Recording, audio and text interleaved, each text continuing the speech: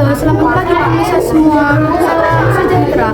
Pada pagi hari ini kami akan membawakan informasi tentang kurangnya minat belajar pada siswa-siswi SMPN Negeri 2 Kauman. Jumlah pembaca buku di perpustakaan sangat menurun. Karena adanya teknologi digital, siswa-siswi lebih memilih gadget mereka untuk media belajar daripada membaca melalui buku. Kita akan bertanya tentang minat membaca buku siswa-siswi SMPN 2 Kauman kepada Bapak Perpustakaan. Assalamualaikum, selamat pagi Bapak. Waalaikumsalam warahmatullahi wabarakatuh. Maaf mengganggu waktunya, saya dan teman-teman dari kelas 8C meminta izin untuk bertanya. Ya. 1. Bagaimana minat siswa membaca di perpustakaan SMPN 2 Kauman?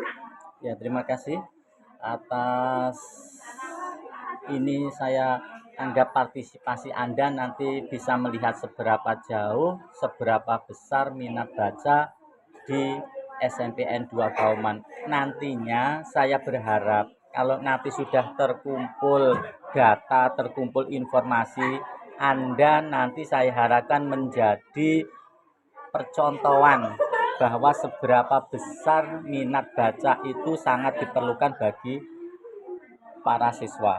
Ini di SMPN 2 Kauman minat baca itu ternyata memang sangat rendah. Buktinya apa? Karena setiap hari yang ke perpustakaan itu tidak sampai 20 atau 30, mungkin berkisar 10-an. Padahal jumlah siswa di SMPN 2 Kauman itu 745 siswa. Itu berarti berapa persennya? Ya, berapa persennya? Jadi 10 anak dari 745 siswa. Itu berapa persennya? Enggak ada 10%. Mungkin berkisar ya mungkin 5%, 2% ya. Makanya dengan jumlah segitu itu kan otomatis ya kita tidak menafikan bahwa mungkin minat bacanya mungkin lewat HP, tetapi kan di sekolahan HP juga ditaruh di box di ruang guru. Makanya terus siswa itu kegiatannya apa kan gitu.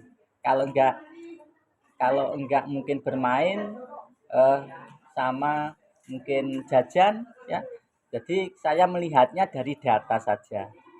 Setiap hari itu enggak kurang dari 10 anak dari 745, berarti minat bacanya rendah. Itu simpelnya saja ya. Faktor apa saja yang paling signifikan memengaruhi minat baca saat ini? Dan apakah berita hoaks termasuk di dalamnya?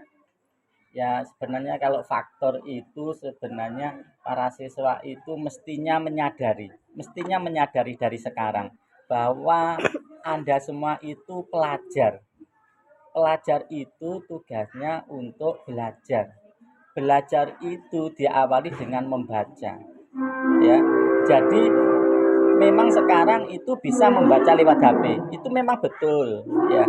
Membaca itu bisa lewat HP, bisa lewat buku bisa. Tetapi alangkah baiknya karena aturan sekolah itu berbeda-beda. Ada yang melegalkan HP dibawa di kelas, ada yang tidak melegalkan HP itu harus ditaruh di ruang guru. Karena itu memang ternyata sangat mengganggu. HP itu perannya tidak untuk belajar tapi game. Kadang nyetel lagu, kadang nyebar-nyebarkan berita gosip atau berita hoax. Nah, itu makanya nanti para siswa itu dari sekarang harus benar-benar ingat pada orang tua Anda. Bagaimana membiayai Anda untuk sekolah, ternyata di sekolah enggak mau belajar. Nah, belajar itu bisa lewat membaca buku. Ya, siapa yang rajin membaca, insya Allah nanti tambah pengetahuan. Gitu.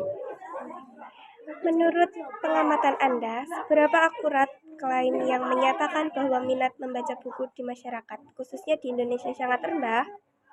Ya, kalau itu memang gini, klaim itu memang sangat betul.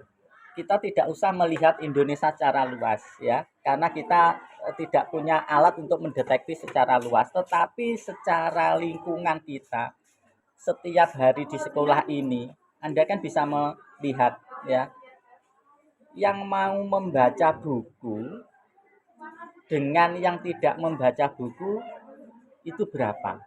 Contoh, saya punya catatan peminjam. Catatan peminjam satu hari itu tidak sampai 10. Ya.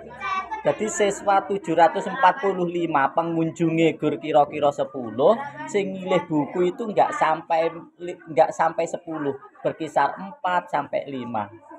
Itu kan berarti menunjukkan bahwa minat baca siswa itu benar-benar sangat rendah. Bagaimana kita mengklaim bahwa sangat rendah, itu kan jelas kita melihat bukti. Ya, bukti itu bisa kita lihat di catatan peminjam. Dengan di sini terdata setiap hari itu enggak sampai 10, berkisar 4, berkisar 5, berarti minat baca kan otomatis rendah. Itu ya. Bagaimana peran perpustakaan atau institusi pendidikan dalam mengurangi informasi terkait isu minat baca ini? Ya, makanya perpustakaan seringkali kita mengadakan lomba. Kita memberi punishment, memberi hadiah. Itu salah satu usaha kita untuk menarik minat baca Anda. Dengan apa? Kita nggak usah siswa disuruh ke perpustakaan, tetapi kita jemput bola. Perpustakaan dihadirkan di kelas. Perpustakaan dihadirkan di kelas dengan maksud apa? Maksudnya, kalau Anda tidak sempat ke perpustakaan, mbok yao di kelas itu disempatkan walaupun 5 menit, 2 menit atau 3 menit, bacalah buku-buku di perpustakaan Anda. Nah, termasuk nanti saya harapkan Bapak Ibu guru juga gitu. Setiap hari jangan sampai bosan mengingatkan siswa. Bacalah Nduk, bacalah para siswa buku-buku yang ada di perpustakaanmu. Kalau nggak ada kesinambungan antara pustakawan dengan guru, maka nanti siswa itu akan terbuai. Dengan terbuai, melupakan adanya perpustakaan mini. Jadi, perpustakaan pusat ini itu sudah berusaha jemput bola. Bagaimana menghadirkan bahan bacaan di setiap kelas. Tidak itu saja, siapa yang bagus perpustakaannya diberi hadiah. Siapa yang sering membaca diberi hadiah. Dikukuhkan kemarin itu dibeli duta baca. Itu salah satu bentuk instansi atau perpustakaan sekolah ini untuk meningkatkan minat baca. Jadi biar tidak disinformasi atau nanti siswa itu kurang memahami perpustakaan ki opo toh. Padahal setiap tahun kita itu mengadakan perpustakaan mini. Berarti siswa itu mestinya menyadari perpustakaan itu enggak usah dengan teori yang besar. Perpustakaan itu ya yang ada di kelas kamu. Kotak kaca sing enek bukune, sing tugase kon maca. Itulah perpustakaan. Jadi enggak ribet. Simple gitu ya. Oke, terima kasih. Terima kasih. Iya. Informasi dari kami, jika ada kata yang tidak mengenakan, mohon dimaafkan. Wassalamualaikum warahmatullahi wabarakatuh.